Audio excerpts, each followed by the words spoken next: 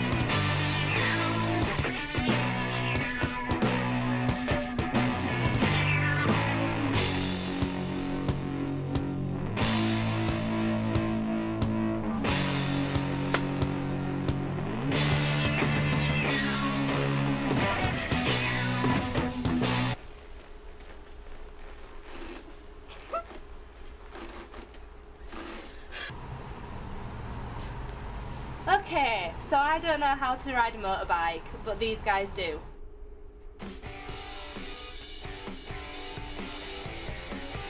These guys are the Dewsbury Rockers, a motorcycle club from West Yorkshire. They started back in the early 1960s and are still going today. According to motorcycle.co.uk, there are about 1 million UK licensed motorcycles on the road each year. There are many motorbike clubs in the UK as well, ranging from small clubs to ones with hundreds of members. Dewsbury Rockers are one of the larger clubs with around 100 members of a variety of ages. A handful of members of the Dewsbury Rockers meet up at 6 Lane End's Public House in Hetmanwyke every Wednesday evening. New and original members come down for a drink to reminisce about past events and road trips they've been on together. They also plan future trips as they go away almost every year. I wanted to find out more about the club, so I spoke to two of the original members of the club, Paul Morley and John Halmshaw.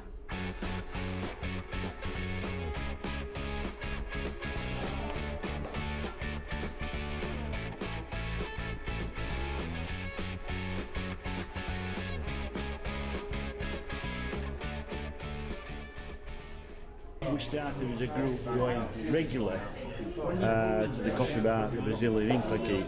Were there many of you at that point, or? Initially I would say 10. 10 or 12, something like that. It was the time of the mods and rockers. And either you were one or the other. You were either a scooterist who dressed up like a pansy, or a motorcyclist that had black leather jeans, black leather coats and black leather fingernails. So that's about the size of it. Even back in the 60s, we had a good time. We were a bit boisterous, but there were no bitterness or anything like that. No. I won one on the reunion run that we had to Scarborough in 2009. There were a guy came past, we were all parked up, you've got the picture there of it, all bikes parked up. A guy came past on a Lambretta scooter, of course we all jeered him, and that. It was just fun, but it's still there, it's still, it's them and us. When we have special events, there's a lot more come. It's just time's moved on, you see. Some of them, they don't have bikes anymore, families and other things. But when we have special events, we get a lot more turn up. Like 2 weeks ago, we had an evening in here, party in here, and there was 67. So new members are always welcome. It's a case of, the group got bigger and bigger and bigger. Obviously there's been disagreements at times and things have changed, but generally we're as one. If anybody needs anything, all you do is pick the phone up and one of the group will be able to assist. Dewsbury Rockers are always taking new members, so why don't you give it a try? But I don't think I'm cut out for it. I need to try and get off this thing now. I don't know where to start.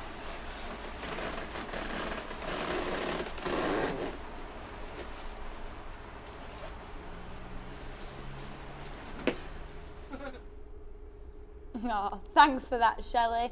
I'm jealous. I'd love to have a go on a motorbike. Oh no, that's not for me. My mum always said I was very clumsy and I can hardly trust myself on my own 2 feet. I think I'll stick to taking the train. I don't understand why you wouldn't want to travel around on a motorbike. To be fair though, I'm a bit of an adrenaline junkie. I'd love to try paragliding, bungee jumping, skydiving. Okay, well, I think we're going off track a bit. What have we got coming up next? Well, it's funny you should say that, as Joe Dowson has been to learn about Kirklees Lights Railway, which is on the site of the last coal mine in operation, which shut down just a couple of months ago.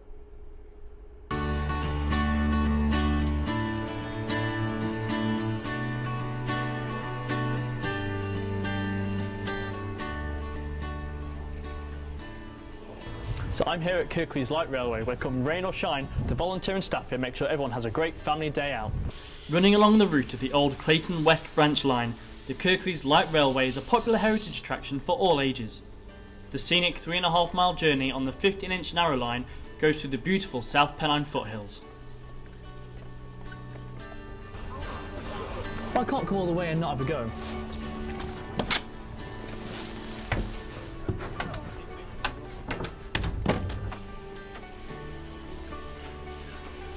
In 1991, the line was bought with the help of council funding by Brian and Doreen Taylor. Their passion, almost obsession with the line, meant that in the time before they retired, they, along with the help of a team of paid and volunteer workers, constructed the railway. The railway opened in stages, firstly to Cuckoo's Nest in October 1991, through to Skelmanthorpe in December of 92 and finally Shelley in May 1997. The line was taken over by leisure group Stately Albion in 2006, and they built upon the solid foundation laid by the Taylors. So here we are, on one of the famous trains itself. The backbone of the railway goes back to the 1800s with the coal mines. Coal traffic was the backbone of the railway and ensured that it survived the countrywide modernisation plan of the 1960s, which saw many similar lines closed. In the 1950s and the 1960s, around 100 northeast coal mines were closed down. It was formed by a gentleman called Brian Taylor and his wife, who was running a little railway at Shibden Park in Halifax, giving children little rides round the pool. And this shut down with British Rail after the miners' strike and the mines closed. There were 3 collieries at Clayton West, the terminus. So this was the last single line branch of the Lancashire and Yorkshire Railway. So when it was closing down, Brian got a loan from the local council, I think, to sort of lease the line. It's nearly 4 miles up to here from Clayton West, just short.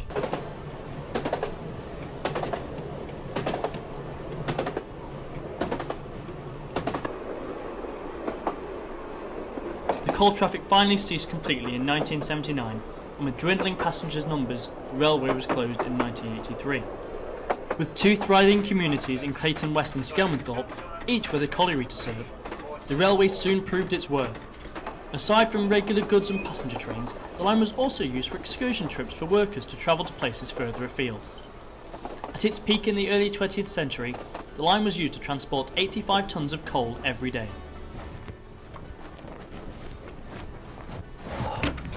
That was my first time on a steam train. I have to say, I rather enjoyed it. They say invention is born out of necessity, and the invention of the steam train was for this stuff.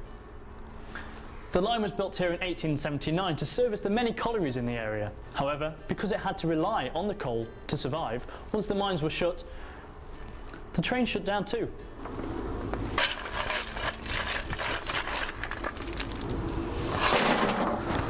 Well, I couldn't come here without putting a bit of work in.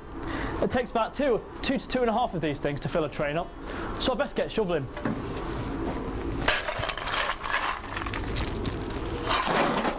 We've built the railway up from nothing over the last 20 odd years. First year or two we were carrying 10,000–15,000 passengers, built it up from there, built more carriages, more locos, and been a steam railway. But I say we aren't a heritage railway. We were always geared towards the family attraction side of things, which we seem to do reasonably well. We run steam locos, although we don't look at ourselves as being a heritage railway. We're all new built equipment, we cater for the family market. The decline of coal mines in Britain has been constant for decades, with the last deep coal mines in Britain at Kellingley finally closing its doors as recently as last year. The line is not a heritage railway. However, you can't help but look into the past once you're here. You can see the love and the dedication that the people that work on these trains have for them. Many retired, hanging on to their childhood joys and hobbies. And after spending some time around these pristine machines, it's hard not to see why. For Kirklees Today, I'm Joe Dowson.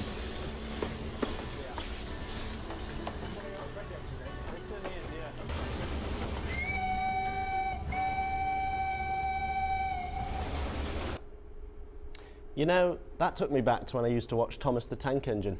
Is that still on? Oh, yes. I had to spend the whole of Christmas watching that show. My nephew absolutely loves it. Aw, bless. Well, on to a different kind of track now. Hannah Reid has been dancing to all sorts recently as she went to visit Hood's Dance Society. Over the past 100 years, dance styles and crazes have influenced many people to get up and dance. Dance styles such as the Charleston and ballroom date back to the early 1920s, with a hugely popular style of dance that was a craze for over 30 years. The 1950s, swing dancing, then moved on to good old rock and roll in the 1960s. The craze in the 1970s was Saturday night disco fever.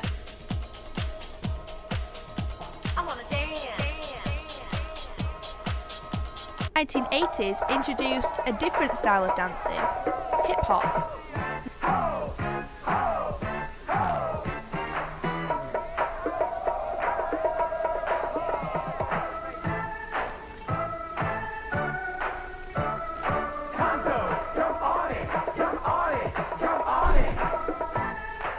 Since the 2000s, various different dance styles have been introduced from around the world. These can include hip-hop, jazz, Latin, house dancing, quick walking, drumming, ballet, and a hugely popular style of dance, street. Okay, so I'm here in my dance gear. I'm looking like some out of the 80s. Behind me, they're all warming up, getting ready to practice for competitions here. And I'm also going to be shown how to do some of the moves to see if I'm good enough for the competition.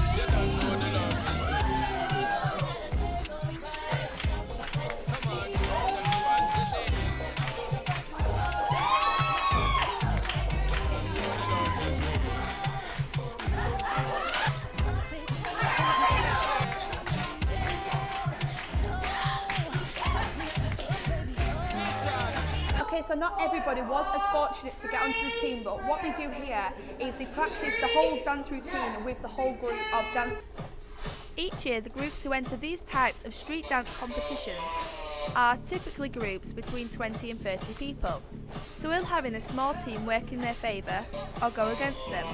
Sophie Holmes, who is the founder of the society, is confident in her team and hopes to bring back the first place trophy to Huddersfield. How did you become the captain of the Hud's dance team? So I have been dancing ever since I was, since I was a kid, since I could remember. And I don't know, it was something I was so passionate about, and I've been doing it all throughout school. I did it outside of school, I did it through A-level, like everything. So coming to uni and there not being a dance team, it just seemed such a waste of something that I'm so passionate about, and I was 100% sure there was so many other people at our uni that were missing out. So I was like, this is something I really want to do, and it's something that I've thought about as like a career, is setting up like dancing, dance school, yes. stuff around, yeah. What about, when I've looked around the room, I've seen there's been quite a lot of people interested, and I think it's good that you've introduced it for beginners as well. You've got 2 different classes so that beginners feel like they can come and they can learn dance and they can start from the bottom. Yeah, definitely. Like, in my opinion, there's no such thing as someone who can't dance. There's people who dance better, but there's no one who can't dance. There's just people who are enthusiastic about it, and there's people who are not. And like, for me, it's just important that the beginners are learning and having fun, and then the advanced people who want to take it further than just like having a fun activity to do on a Tuesday night. It's something serious. There's competitions, there's shows. Only 7 out of 70 members originally got onto the street competition team, but they've recently recruited extra members as the competition requires a minimum of 10 to enter. As I'm a keen dancer myself, I know how stressful it can be leading up to a contest.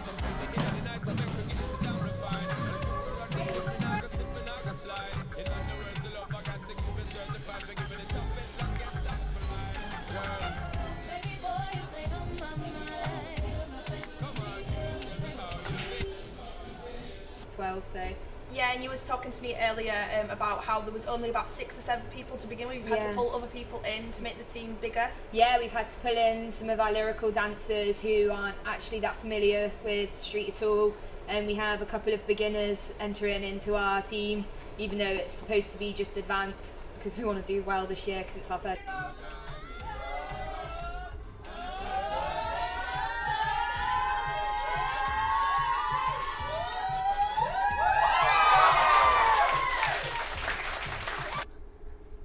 You should have seen Scott trying to join in with them dancing in the studio. No, don't be silly. I wouldn't do that. Well, I would if Michael Jackson came on. Oh, my favourite Michael Jackson song has to be Thriller, which ironically leads us on to our next feature with Oliver Schaefer, as he went to the haunted hotspot known as Stoves Hall. Set behind the infamously named Loner's Wood, Stoves Hall was a mental asylum until 1991. It's now home to around 3,000 students. Around all the students, this site has a far more sinister past, especially in the tunnels below the building behind me, which was the hospital used to house the especially dangerous patients. And tonight I'll be joining Lewis Ratton and his ghost hunting team on my own personal adventure. Here we are, the pre-ghost hunt briefing is about to start. Lewis is just outside talking to the senior members, but I'm looking forward to it. It should be interesting. I mean, there's a big turnout, as you can see behind me, so it should be good. We're looking forward to finally hunting some ghosts. We wouldn't create a society and go through all the trouble we have done if we A, didn't think that there was anything there, or B, if we had the intention of making things up or just putting on a show. It's our belief in the paranormal that leads us into wanting to explore it. Okay, yeah, so we're about to head down into the basement first, where I'm told there's the most paranormal activity within Stoves Hall, and we're going down with this group that is setting off now. So we're looking forward to it. I mean, oh, sorry, goodness. Sorry. Yeah, so barring any more accidents, we'll make it down there alright, and then we can hopefully find some things. I have to be honest, I'm slightly sceptical as I prepare for the hunt. I'm not really sure what to expect. There is definitely a keen excitement as we head downstairs into the cellar though. Going home, I want to see a ghost, I have to see a ghost. Or did you feel that I just got tugged? It's very much a case of a personal experience. It's about you connecting with the environment, and I would like to make a corny reference to the James Cameron's Avatar, you know, with the tree of life, and everyone connects to a greater aura. It's very much that, and if you look at spiritual teachings, it's all about our souls and how we connect to the world around us. You're the gentleman that scared this young lady. Come on, I'm not scared of you. Come forward. Come talk to us. Give us a sign that you're here by making a noise. Did you turn your torches off? Is there a caretaker down in this cellar that used to work here? If so, can you come forward? And towards this green light, bring your entry close. And do something to let us know that you were here. Because you what? You were stood here because I got good reading. The radio signal started to get stronger and stronger, and then we actually heard the word go, and that were it. Oof. Wants us to go. Yeah. Particularly down there, they think they found a caretaker called George. That's what I'm going to do in a second. Is I'm going to go down into the basement at the far end, just around that door, and then I'm going to go and see if I can find anything. And we're going to try and track it on this night vision camera that we've got. And Elise is going to film that, and hopefully we'll see something as I go down there and find something on my own. I definitely feel that this building over the years must have absorbed what we call residual energy, you know, under certain conditions, it replays. We've had a lot of success on previous investigations with this. We've had names, we've had swear words, crying, screaming, laughing. Sometimes you can get absolutely nothing, sometimes a whole... That was a scream. That was a scream. Then again, you've got to remember this place was a mental hospital. There was likely abuse, there was torture, rape. Voices like that. The best thing to do is to not run. Stand and face it head on. As well, because if you run... Can I try communicating with them? What's your name?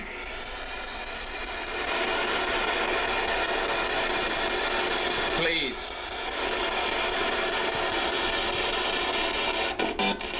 That was the radio. Go ahead, Em. Tell us your name. Robert, who's that? Sounded like Robert, yeah. Wow. Oh my word. And then, while we were editing, we noticed a mysterious laugh that was picked up off camera. We took it to the experts and they couldn't explain what it was. I've got full spectrum here. I think he's studied. Yeah, I've had a really good night, to be fair. We've learned a lot, we've experienced some really interesting things, and certainly for me, who was, I wouldn't say sceptical going into this, but had my doubts, it's really opened my eyes to paranormal activity in the local area, you know, in Yorkshire in particular, and particularly here at Stortshall. So it's been a really interesting and exciting night. Liam and his team have got, we've got a lot going on here, you can tell, and it's good fun. I'm looking forward to going back and analysing some of the stuff with Peter. Well, thank you, Oliver, but I can safely say I won't be visiting there anytime soon. Scott, you're such a wimp. I'm adding Stortshall Ghost Trail to my to-do list. That's alongside paragliding, bungee jumping, skydiving. Right, okay, let's not go down that road again, because unfortunately that is all we have time for today. I hope you've enjoyed the show. Yeah, I hope you did too. Thanks for watching, and until next time, from all of us here at Kirklees Today, goodbye. Goodbye.